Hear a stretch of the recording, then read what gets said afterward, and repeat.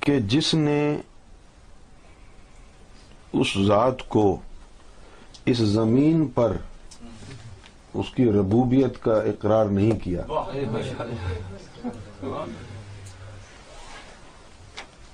تو پھر اس کی چھٹی ہے. میں آپ کو صحیح بتا رہا ہوں. یہ جو وقت چل رہا ہے نا، اس وقت سرکار گوھر شاہی کے اس دنیا میں آنے کے بعد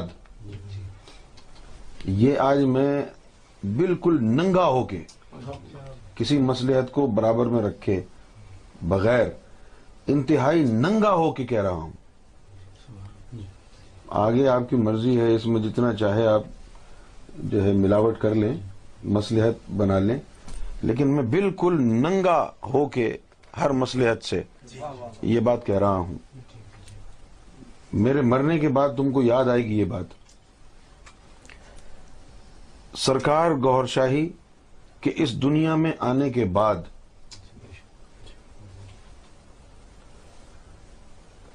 سرکار گوھر شاہی کہ اس دنیا میں آنے کے بعد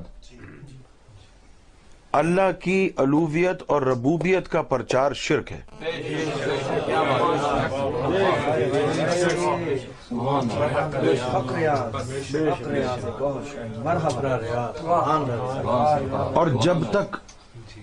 اور جب تک کسی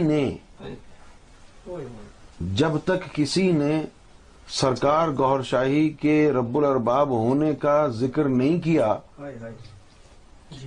تو اس سے پہلے تک جو کرتا رہا اس کی معافی ہو سکتی ہے. لیکن جس دن یہ بات کھول دی کسی نے،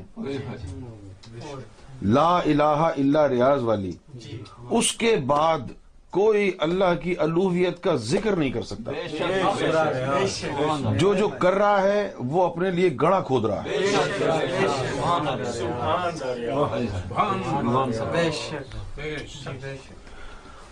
اور اس کو جو ہے نا ہم ایم ایف آئی میں رکھ نہیں سکتے کہ جو لا الہ الا ریاض بھی پڑھے اور لا الہ الا اللہ بھی پڑھے.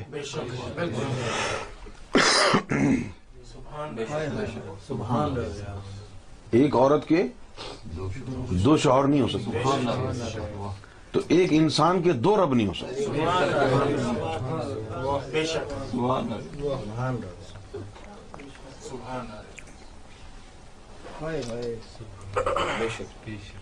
جب یہ بات ہو گئی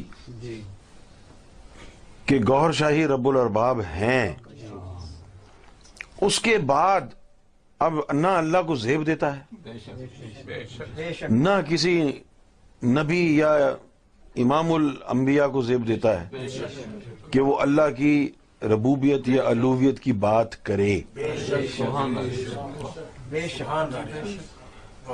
یعنی ان میں سے تو کسی نے کسی کو جو ہے پاگل کتے نے نہیں کاٹا کہ وہ اتنی بڑی جو ہے گستاخی کریں گے. لیکن جب سرکار گوھر شاہی کی ذات کے لیے یہ بات جو ہے اعلانیہ طور پر کہہ دی گئی ہے کہ سرکار گوھر شاہی رب الارباب ہیں، اس کے بعد جس نے لا الہ الا اللہ کا پرچار کیا ہے تو وہ جو ہے سب سے بڑا مشرک ہوگا. میں نے کہا نا کہ میں ننگا ہو کے بول رہا ہوں.